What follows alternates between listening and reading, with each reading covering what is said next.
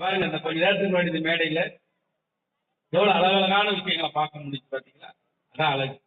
எல்லா குழந்தைகளுடைய மனசுக்குள்ள ஒரு தனி திறமை இருக்கும், ஒரு அடையாளம் இருக்கும். அதை நம்ம பெற்றோர் கூட பார்க்க மாட்டோம். ஆனா டீச்சர்ஸ் அதை அழகா மேல கொண்டு வந்து எல்லா குழந்தையுடைய கலை திறந்து மேடையில் படிச்சது பார்த்தோம். உண்மையிலே ஆசிரியர் பெருமக்களுக்கு, அந்த குழந்தைகளை டியூன் பண்ணி கோரியோகிராஃப் பண்ண பெரியவங்களுக்கு ஒரு பெரிய நன்றி சொல்லணும், ஒரு வாழ்த்து.